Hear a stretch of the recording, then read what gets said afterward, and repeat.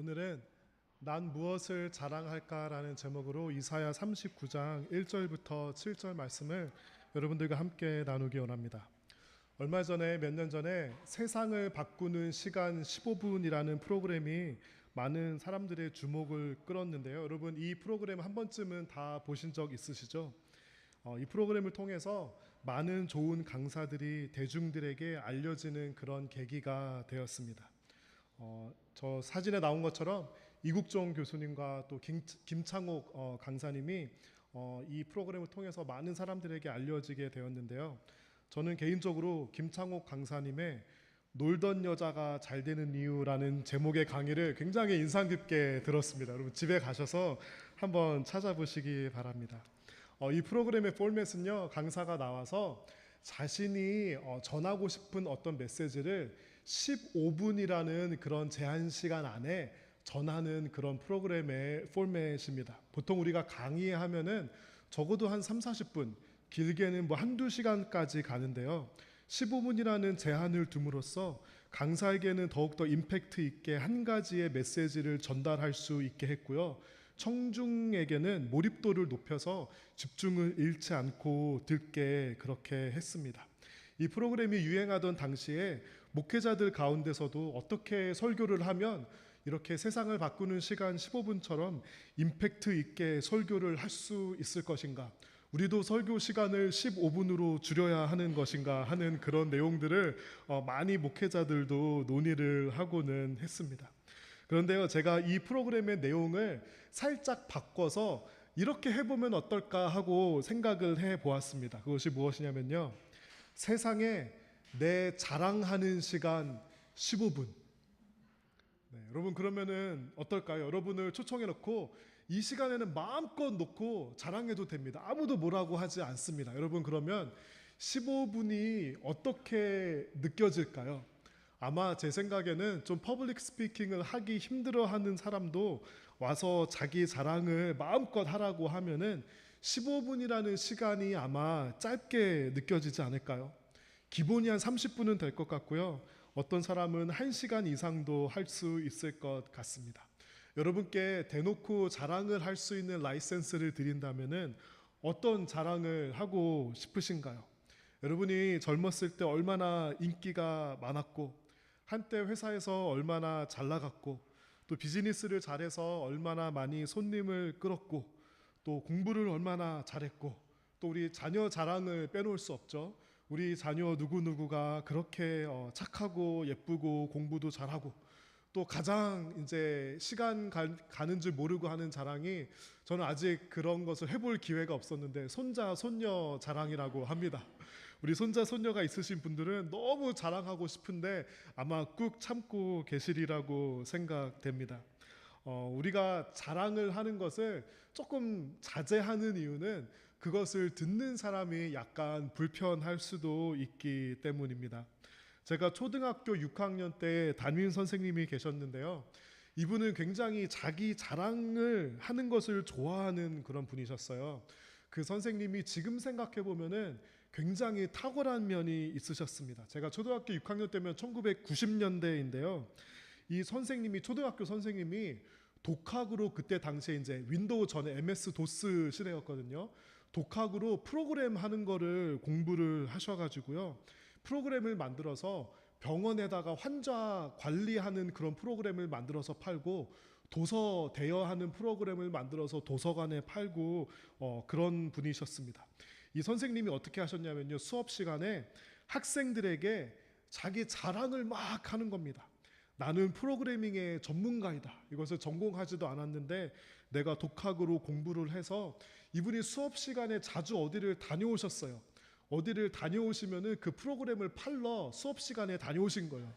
옛날에는 그런 일들이 가능했나 봐요. 그러면서 이분이 딱 갔다 오시면 기분이 좋으셔가지고요, 지갑을 딱 꺼낸 다음에 지폐를 쫙 펼쳐진 다음에 학생들한테, 초등학교 6학년 학생들한테 내가 이렇게 프로그램을 만들어서 지금 어느 병원에 가서 몇십만 원을 주고 팔고 왔다, 이런 자랑을 하시던 분이셨습니다. 여러분 그때 그 초등학교 6학년 반의 분위기가 어땠는지 아세요?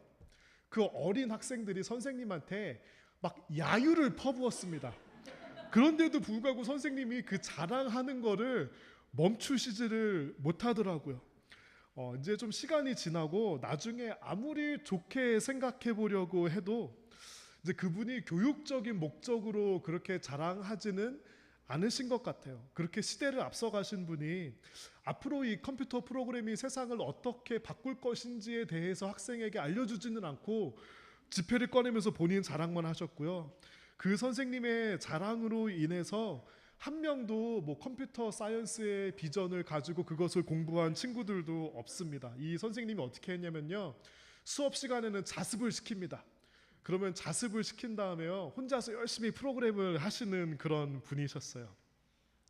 나중에 생각해 보니까 이 선생님이 좀 불쌍하고 좀 측은하다라는 생각이 들었습니다. 얼마나 자랑을 하고 싶었으면, 얼마나 그 자랑을 들어주는 사람이 없고 얼마나 인정을 받고 싶었으면은 초등학교 6학년 꼬마들을 앉혀놓고 그렇게 자랑을 하셨을까요? 여러분, 자랑은 그런 것입니다. 하는 사람이 손해를 보는 경우가 많고 듣는 사람의 마음을 닫게 하는 그런 경우가 많은 것이 바로 자랑입니다. 우리가 이사야 말씀을 통해서 히스기야 왕 시대에 하나님께서 풀어가시는 유다의 역사를 통해서 신앙적인 교훈들을 우리가 얻고 있습니다. 성경을 읽을 때 히스기야 또는 이사야 같은 사람들이 나오기는 하지만 성경의 주인공은 이사야가 아니고요, 히스기야가 아니고 바로 그분의 역사를 풀어가시는 하나님이십니다. 그렇기 때문에 우리는 그 역사의 주인공 대신 하나님께 집중을 해야 합니다. 우리가 성경 인물을 공부하고 성경의 스토리를 공부하는 것이 참 유익하고 중요한데요, 한 가지 빠져서는 안 되는 오류가 있습니다. 그것은 성경 인물들을 너무 절대화하는 그런 오류를 하면은 안 됩니다. 예를 들어 구약의 모세나 다윗, 신약의 바울이나 베드로 같은 사람은 우리가 너무 훌륭한 점만 그렇게 부각시켜서는 안 됩니다. 왜냐하면 그들에게 많은 훌륭한 점이 있었지만 그들도 죄가 있는 사람들이었고 그들 또한 잘못한 것이 있는 불완전한 사람이었기 때문입니다. 그런 의미에서 히스기야는 하나님의 주인공 되심을 드러내기에 참 적절한 인물입니다. 우리가 지난주에는 히스기야가 히스기야의 노래를 만들어서 우리에게 아주 좋은 교훈을 준 것을 히스기야가 참 잘했고 훌륭한 면을 우리가 배웠는데요, 오늘은 히스기야가 실수하고 넘어지고 부족한 점을 우리가 살펴보게 될 겁니다. 그런 의미에서 히스기야는 너무 완전하고 완벽하지 않음으로써 하나님의 영광을 드러내기 좋은 사람이었습니다. 그런 의미에서 히스기야는 바로 저와 여러분 같은 사람이었습니다. 우리 오늘 본문 이사야 39장 1절 말씀을 다 같이 읽어보겠습니다. 그 무렵에 발라단의 아들인 바빌로니아의 무도락 발라단 왕이 히스기야가 병들었다가 나았다는 소식을 듣고 그에게 편지와 선물을 보내왔습니다. 히스기야가 죽을 병에 걸렸다가 하나님께서 그를 고쳐주신 다음에 15년을 더 살게 되었죠. 그 소식이 이제 다른 나라까지 막 퍼지게 된 겁니다. 그래서 저 이름을 정말 발음하기 어려운 무로닥 발라단 왕이 히스기야가 병에 걸렸다가 나았다는 사실을 듣고 그에게 편지와 사신들을 통해서 선물을 보냅니다. 여러분이 받아본 가장 기억나는 편지가 있으신가요? 제가 한국에 있는 친구들 중에 군대 갔다 온 친구들이 그러더라고요. 제가 이제 군대 간 친구들에게 몇 명에게 편지를 써준 적이 있는데 그 편지의 내용을 일일이 하나하나 기억하더라고요. 사람이 정말 특별히 외로울 때 누군가의 정성과 진심이 들어간 편지를 받는다는 것은 정말 소중한 일입니다. 저도 굉장히 편지 받는 것을 소중하게 생각합니다. 제가 나무교회에 와서는 편지를 거의 못 받아봤는데요, 젊은이 사역을 할 때는 이 중고등부 학생들과 젊은이들은 참 순진하니까 정성스럽게 편지를 써주고는 했습니다. 제가 그 편지들을 잘 모아놔가지고 어떻게 하는지 아세요? 이 목회 사역을 하다가 정말 마음이 아프고 힘든 일이 있을 때, 마음이 좌절될 때, 저는 그렇게 막 마음이 강하고 그런 사람이 아니에요. 그럴 때 가끔 이제 어떤 안 좋은 사탄의 음성이 들릴 때가 있습니다. 너의 사역에 어떤 열매라도 있니? 그렇게 한다고 누가 알아주기라도 할 것 같아? 라는 그런 안 좋은 음성이 들릴 때 제가 뭘 하냐면요, 지금까지 받은 그 편지들을 다 읽어봅니다. 그 편지들을 읽어보면서 내 존재와 내 기도와 사역이 누군가에게는 힘이 되었구나, 누군가에게는 신앙의 어떤 이정표가 되었구나라는 것을 느끼고 그 거짓 음성들의 귀를 닫고 감사하며 다시 가던 길을 걸어갑니다. 히스기야가 병에서 나은 다음에 그 받았던 편지를 듣고 아마도 많은 감동이 있었고 자신을 기억해주는 그 누군가가 참 고맙고 기뻤던 것 같습니다. 여러분, 또 누군가에게 마음이 들어간 편지를 받는다는 것도 굉장히 특별한 경험입니다. 여러분, 선물 받는 것들 다들 좋아하시죠? 사람마다 조금 이 정도가 다르기는 하지만 물질적인 어떤 선물에 굉장히 마음을 빼앗기는 사람도 있고 그렇게 많이 마음을 흔들리지 않는 사람도 있습니다. 저는 개인적으로는 그렇게 선물을 별로 그렇게 선물이나 물질적인 것에 별로 마음을 빼앗기지 않는 그런 종류의 사람인데요. 그럼에도 불구하고 가끔 이제 목회 사역을 하다가 정성이 담겨진 선물을 가끔 받고는 했습니다. 근데 저는 그런 선물이나 물질적인 것 때문에 혹시 마음을 빼앗길까봐, 혹시 옛날 학생 사역을 할 때 그 선물을 받으면 혹시 누가 무엇을 줬는지 기억하게 될까봐 일부러 그런 선물을 받으면 저는 그런 거 필요 없습니다. 그런 거 안 주셔도 괜찮습니다 하고 오히려 조금 매몰차게 좀 죄송하지만 그렇게 말하는 편이었습니다. 그런데도 불구하고 정말 마음과 진심이 담긴 그런 선물이 마음에 남는 그런 선물들이 있습니다. 제가 오늘 제가 보통 예배 드릴 때 운동화를 신고 옵니다. 왜 그러냐면요, 오래 서 있으면 발바닥이 많이 아파요. 그래서 운동화를 신고 오는데 제가 특별한 날에만 구두를 신고 옵니다. 오늘도 구두를 신고 왔는데요, 제가 벗어서 보여드릴게요. 이 구두입니다. 여러분, 구두 괜찮죠? 이 구두가 어떤 구두냐면요, 제가 예전에 젊은이 사역을 할 때 그 리더들이 개인당 10불씩 모아가지고 스승의 날 때 이 구두를 사줬어요. 한국에서 이제 온 유학생 친구들이니까 스승의 날이 뭔지 이제 기억하는 그런 이제 친구들이었는데, 제가 원래 학생들에게 이렇게 선물 같은 거 주면은 잘 막 안 받고 일부러 뭐라 그러고 그러거든요. 근데 스승의 날 때 자기들끼리 10불씩 모아가지고 전해준 이 구두가 너무 마음에 감동이 되었습니다. 제가 그래서 이 구두를 왜 자주 안 신는지 아세요? 아까워서, 다를까봐 못 신겠어요. 정말 특별한 날에 뭐 결혼식에 가거나 제 마음에 정말 특별한 날에 나무교회 첫 그 현장 예배를 드리는 날에 신고 그 후에 뭐 정장 입을 때 한두 번 신고 오늘 이렇게 신었습니다. 마음이 담긴 선물은 사람의 마음을 움직이는 힘이 있는데요, 이 바벨로니아 왕의 편지와 선물에 히스기야 왕의 마음이 움직였던 것 같아요. 그런데 이 마음이 들어간 어떤 편지와 선물을 잘못 이용하는, 악용하는 그런 경우가 또 때로는 있기도 합니다. 가장 대표적인 것이 바로 뇌물입니다.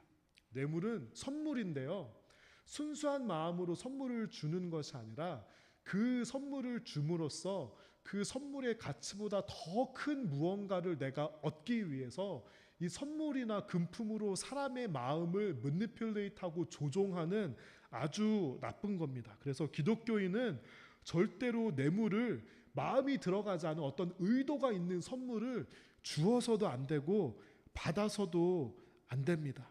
꼭 주고 싶다면 마음을 담아서 소박한 것으로 주시면 됩니다. 어떤 정확한 역사적인 정황을 100% 정확하게는 알 수 없지만 제가 오늘 취하고 싶은 그런 스탠스와 퍼스펙티브는, 저는 히스기야 왕이 그 바벨로니아의 왕이 히스기야에게 준 그 선물이 순수하지 않다고 그렇게 생각하고 해석했습니다. 제가 그 이유는 조금 이따가 말씀드릴게요. 그런데 먼저 히스기야 왕의 반응을 한번 같이 봤으면 좋겠습니다. 우리 2절 같이 볼까요? 같이 읽어볼게요. 히스기야는 무도락 발라단 왕이 보낸 사신들을 보고 매우 기뻤습니다. 그래서 그는 그들에게 자기 보물 창고에 있는 것을 다 보여주었습니다. 은과 금과 향료와 값진 향유를 보여주고 무기고에 있는 칼과 방패들도 보여주었습니다. 히스기야는 자기가 가진 귀한 것들을 다 보여주었습니다. 왕궁과 나라 안에 있는 것을 하나도 빠짐없이 보여주었습니다. 히스기야가 선물을 받으니까 너무 기뻐서 조금은 좀 오바하고요. 하지 말아야 할 일을 하고 해서는 안 되는 일들을 합니다. 자기 보물창고를 다 열어서 그 국가의 재물이 얼마나 있는지 이 사신들에게 하나도 빠짐없이 다 보여주고요. 무기고까지 열어서 칼과 방패와 무기들이 얼마나 있는지 다 보여줍니다. 여러분, 국가를 운영할 때 또 특별히 유다는 바로 얼마 전까지도 전쟁 상황에 있고 대치 상황에 있지 않았습니까? 그러면은요, 마치 이런 거예요. 여러분, 고스톱 쳐보셨나요? 포커 쳐보셨어요? 고스톱이나 포커를 칠 때 내가 가진 패를 상대방에게 보여주면은 절대 그 싸움을, 그 고스톱을 이길 수가 없잖아요. 그런데 이 히스기야 왕이 뭘 했냐면요, 그 주변에 있는 나의 언제 적이 될지 모르는 그 왕의 사신들에게 나의 패를 다 보여준 다음에 나의 재산이 얼마큼 있고 나의 무기와 군사력이 얼마큼 있는지를 선물 조금 받아서 기분이 좋으니까 그거를 다 보여준 겁니다. 히스기야는 굉장히 자랑하고 싶었던 마음이 있었고 인정에 목마른 사람이었던 것 같습니다. 사람들 중에요, 자랑하는데 들어줄 사람이 없는 사람, 자신을 인정해주는 사람이 없는 사람은 조금 누가 나에게 선물을 준다, 조금 누가 나의 말을 들어준다 하면은 그냥 다 보여주고요, 있는 것 없는 것 다 퍼주려고 하는 사람이 있습니다. 그런 의미에서 히스기야 왕이 조금 그런 면이 있었던 것 같습니다. 그런데 히스기야는 그렇게 경솔하게 행동하면 안 되는 위치에 있었고요. 또 성경을 우리가 가만히 찾아보면은요, 우리가 가진 재산이나 이런 것들을 가지고 자랑하는 것을 하나님께서 한 번도 기쁘게 여겨본 적이 없으시고요, 항상 그에 대해서 책임을 물으셨습니다. 만약에 성경을 우리가 입체적으로 읽는다면은 이제 3절을 읽기 전에 어떤 굉장히 막 따라단 딴딴 이런 배경음악이 지금 쫙 깔린 다음에 이때 누가 등장하는지 아세요? 이사야가 등장을 합니다. 이사야는 꼭 옳은 말을 하는데 듣기 싫은 말만 하죠. 우리 3절에서 이사야가 히스기야 왕에게 어떻게 말하는지 한번 3절과 4절을 다 같이 읽어보겠습니다. 예언자 이사야가 히스기야 왕에게 가서 물었습니다. 이 사람들이 무슨 말을 했습니까? 이 사람들은 어디에서 온 사람들입니까? 히스기야가 대답했습니다. 이 사람들은 멀리 떨어진 바빌로니아에서 나를 찾아왔소. 이사야가 왕에게 물었습니다. 그들이 왕궁에서 무엇을 보았습니까? 히스기야가 대답했습니까? 내 집에 있는 모든 것을 다 보았소. 내 보물 창고에 있는 것은 하나도 빠짐없이 다 보여주었소. 네, 5절은 좀 이따가 볼게요. 히스기야가 이렇게 말하고요. 이게 한글 성경에는 좀 잘 드러나지 않는데요, 영어 번역에 보면 히스기야가 보물 찾고 있는 것을 이렇게 표현합니다. I show them everything I own. 내가 소유하고 있는 모든 것을 보여줬다고 말하고요. All my royal treasuries. 내 궁에 있는 모든 것을 보여줬다고 얘기합니다. 여기서 히스기야가 근본적으로 가졌던 생각과 자세가 나옵니다. 여러분, 국가에 예를 들어서 국가가 가지고 있는 재산이나 외환 보유고가 있다고 생각을 해보기를 바랍니다. 한국에 외환 보유고가 있는데 그게 대통령 겁니까? 아니죠. 그것은 첫 번째로는 하나님께서 유다에게 허락해 주신 그런 재물이고요.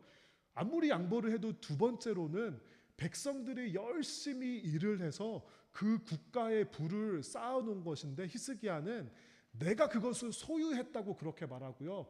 그 쌓여진 보물들이 백성의 노력과 땀과 피와 눈물과 헌신이 아니라 내 것이라고 생각했기 때문에 내가 가진 이 휘황찬란한 것을 보여주고 자랑하는 그런 멘탈리티를 히스기야 왕이 가지고 있었던 것을 우리가 오늘 본문 말씀을 통해서 알 수 있습니다. 그러자 하나님께서는 이사야를 통해서 앞으로 히스기야와 유다에게 일어날 무서운 일에 대해서 알려주십니다. 제가 읽어드릴게요. 그러자 이사야가 히스기야에게 말했습니다. 군대들의 주이신 여호와의 말씀을 들으십시오. 보아라, 장차 내 왕궁 안에 있는 모든 것을 바빌로니아에 빼앗길 날이 올 것이다. 내 조상들이 이날까지 모아놓은 것을 빼앗길 날이 올 것이다. 아무것도 남지 않을 것이다. 여호와께서 또 말씀하셨습니다. 내가 낳은 내 자녀들도 잡혀갈 것이다. 그들은 바빌로니아 왕의 왕궁에서 내시가 될 것이다. 히스기야 왕은 자기 것이라고 생각하고 다 자랑했는데요, 하나님께서는 이사야를 통해서 아니다, 너가 자랑한 그 모든 것을 빼앗길 날이 올 것이다, 그렇게 말해 줍니다.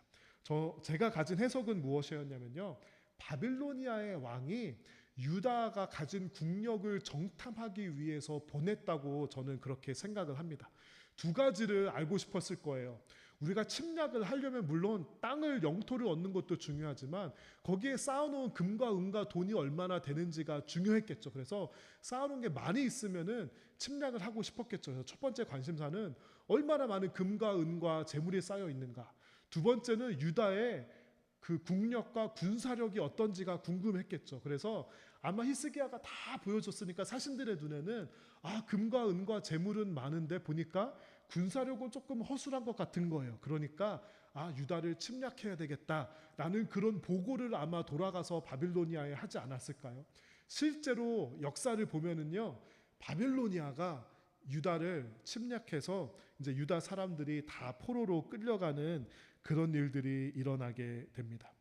자랑하는 순간, 히스기야가 자랑하는 순간 하나님을 향한 은혜와 고백과 감사가 없었습니다. 자랑하는 순간 하나님의 은혜가 아니라 all of my royal treasures, 내가 소유한 어떤 것을 그가 이야기하게 됩니다. 여러분, 자랑하는 사람의 삶 안에서는 하나님의 은혜와 긍휼하심이 그 사람 가운데 나타날 수 없습니다. 내가 자랑하는 어떤 내 삶의 그 부분이 있죠. 그 지점이 있는데 그곳에서 뭐가 싹트는 줄 아세요? 교만이 싹트게 되고요. 내가 자랑하는 그 지점에서 많은 사람들이 넘어지게 됩니다. 사람들에게는 다 자랑하고 싶은 그 무언가가 있습니다.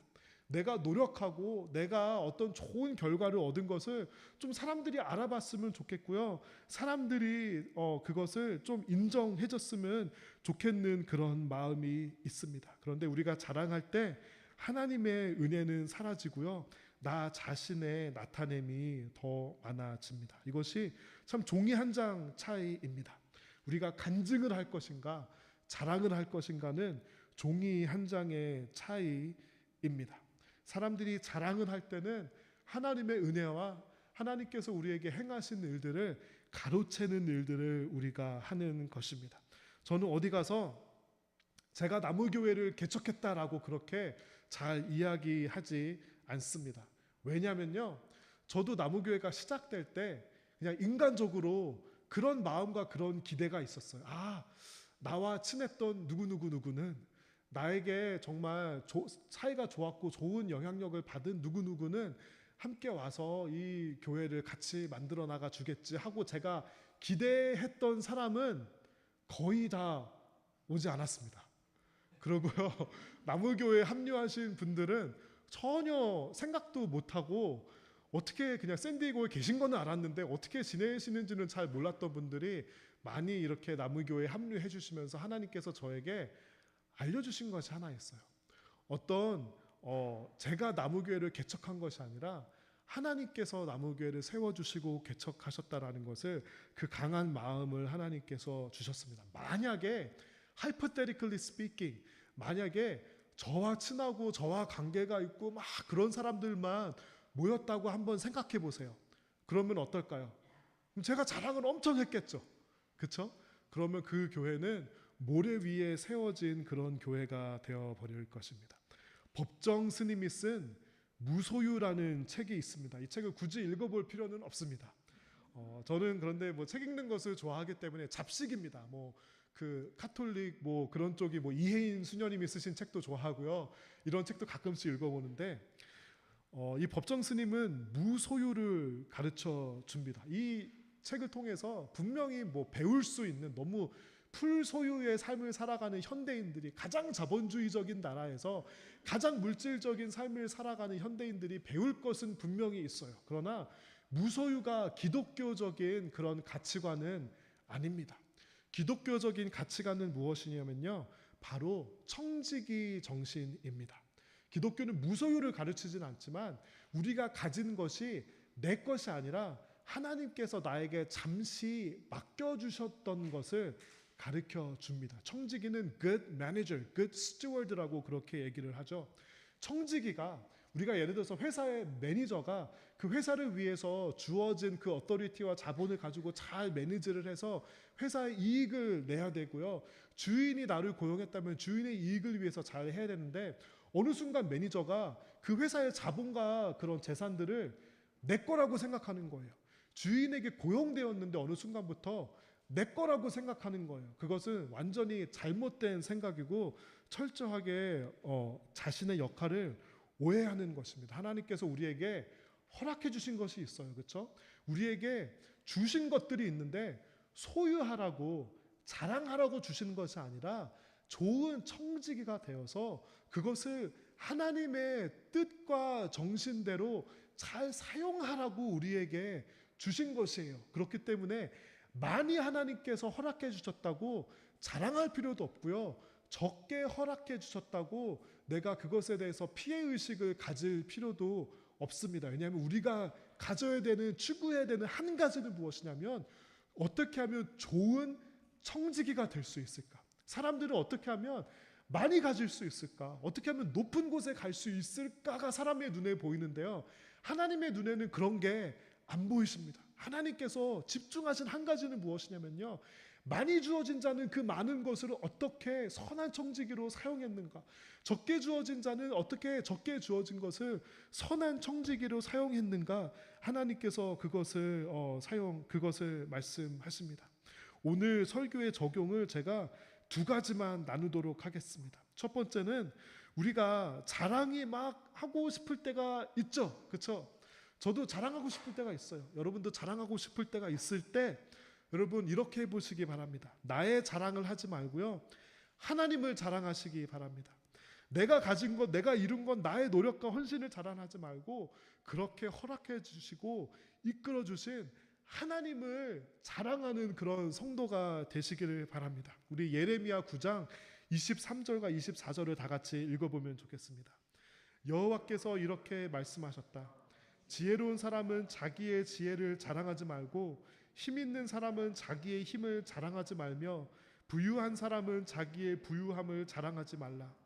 오직 자랑하고 싶은 사람은 나를 깨닫고 아는 것을 자랑하고 나 여호와가 자비롭고 공평하다는 것을 자랑하고 내가 땅 위에서 올바른 일만 한다는 것을 자랑하여라. 이런 자랑이 나를 기쁘게 한다. 나 여호와의 말이다. 여러분, 자랑하고 싶을 때 우리 하나님을 자랑하세요.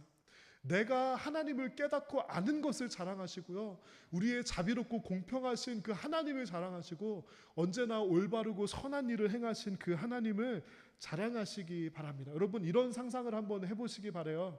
만약에 여러분이 여러분의 부모님을 어디 가서 자랑하는 것을 여러분 부모님이 알게 되었어요.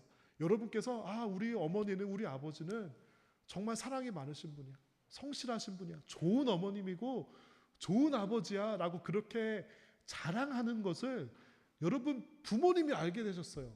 그 마음이 어떠실까요? 만약에 제 아이들 조이스, 멜로디, 준이가 어디 가서 우리 아빠는 진짜 괜찮은 사람이야 왜 웃으시죠? 라고 우리 아빠는 훨씬 엄마보다 더 착하고 우리 아빠는 교회 있을 때보다 집에 있을 때 더 좋은 사람이야 라고 그렇게 말을 만약에 하죠? 그러면 그것은 진짜 게임 끝이에요. 그러면 저는 정말 좋은 인생을 산 거예요. 그러면 더 이상 뭐 말할 가치가 없습니다. 그렇죠? 자녀가 부모를 자랑할 때 그 부모의 마음이 얼마나 자랑스러울까요? 여러분, 한번 부모님께서 아직 계시고 부모님께 그런 말씀을 해드릴 기회가 있으신 분들은 정말 부모님 귀에 들어가시게 친척분들에게 전화하셔가지고 부모님 자랑을 막 해주시기를 바래요. 그게 반드시 부모님 귀에 들어갈게요. 여러분, 그 부모님의 마음이 어떠실까요?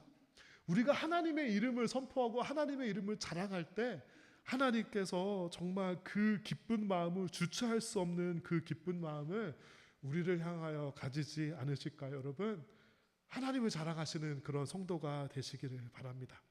또 한 가지 적용은요, 누군가 자랑을 하기 전에 먼저 그 사람을 칭찬해 주세요. 왜 자랑을 그렇게 하냐면요, 그 자랑을 들어줄 사람이 없고 너무 인정받기를 바라는 그 욕구가 있는 사람들을 칭찬해 주시는데요, 여러분, 그렇게 말씀하실지도 모르겠어요. 아니, 칭찬할 구석이 도대체 없는데 어떻게 칭찬합니까? 우리 그리스도인들이 정직해야 되지 않습니까? 어떻게 별로 칭찬할 만한 구석이 없는데 어떻게 부정직하게 칭찬할 수 있습니까? 라고 그렇게 여러분께서 생각하실지도 모르겠어요. 여러분, 그런데요, 사실을 가지고 칭찬하지 마시고요, 믿음으로 칭찬하세요. 무슨 말씀인지 아시겠죠? 믿음으로 칭찬하는 거는요, 거짓말을 하는 게 아니에요. 믿음으로 하는 거예요. 믿음으로 칭찬하면 그 칭찬을 누가 책임져 주시는지 아세요? 하나님께서 책임져 주세요. 우리가 믿음으로 하면 그거는 우리 책임이 아니라 하나님께서 책임져 주시는 거예요.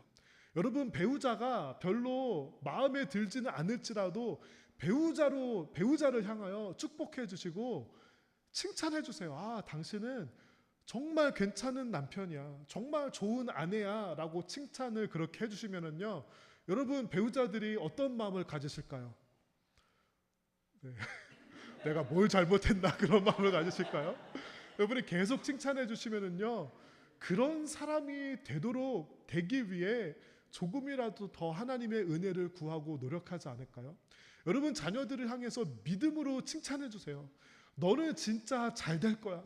너는 정말 믿음으로 이 나라와 민족의 지도자가 될 거고, 지금은 믿음이 부족하더라도 너는 분명히 하나님께로 돌아와서 하나님께 쓰임받는 모세와 여호수아 같은 사람이 될 거야 라고 여러분, 자녀들이 듣던가 말던가 축복하시고요, 여러분 기도 안에서 그렇게 축복하시면 믿음으로 한 칭찬은 하나님께서 책임져 주십니다. 제가 청소년 때요, 제가 고등학생 때 다니던 교회가 있었어요. 그 교회 목사님이 저에게 믿음으로 칭찬해 주시던 분이셨어요. 그 목사님이 저한테 뭐라 그러셨는지 아세요? 아, 스캇은 정말 하나님께서 주신 너무 좋은 성품이 있어.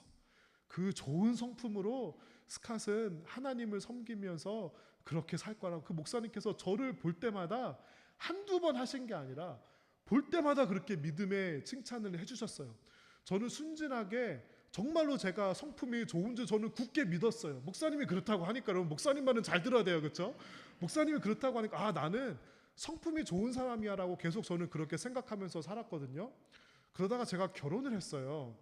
그랬는데 제가 혼란이 오는 거예요. 아, 우리 목사님이 분명히 성품이 좋다 그랬는데 왜 나는 결혼을 했는데 내 성품이 이렇게 안 좋지? 제가 지금 좀 전문적인 언어를 쓰고 싶은데 이게 설교 시간이고 유튜브에 송출되고 있어서 제가 전문적인 그런 언어를 못 쓰고 내 성품이 왜 이렇게 리을 같지? 막 그런 생각이 드는 거예요. 분명히 우리 목사님이 나 성품이 좋다 그랬는데 제가 뭘 깨닫게 됐는지 알아요? 아세요? 제 성품이 좋지 않다는 것을 결혼을 하고 깨닫게 되었어요. 저는 성품이 좋은 사람이 아니에요.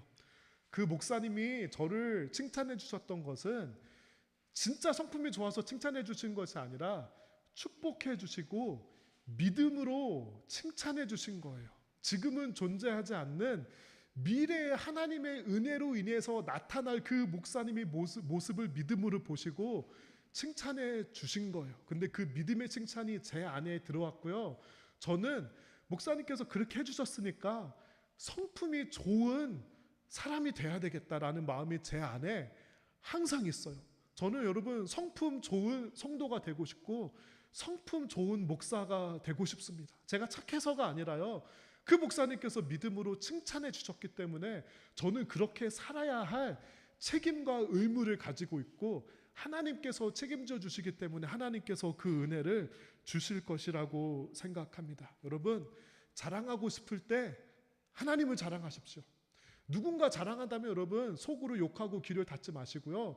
믿음으로 그를 축복해 주시고 칭찬해 주시기 바랍니다. 하나님께서 그런 성도에게 그런 성도의 마음과 언어를 통하여서 기쁨 받으시고 영광 받으시고 여러분들을 사용하셔서 주변 사람들을 세우고 살리고 가정에게 소소모에 여러분의 자녀들에게 교회에 정말 축복과 은혜를 선물로 가져다주는 그런 성도를 여러분들을 부르셨고 그런 삶을 사는 여러분들이 되시기를 바랍니다.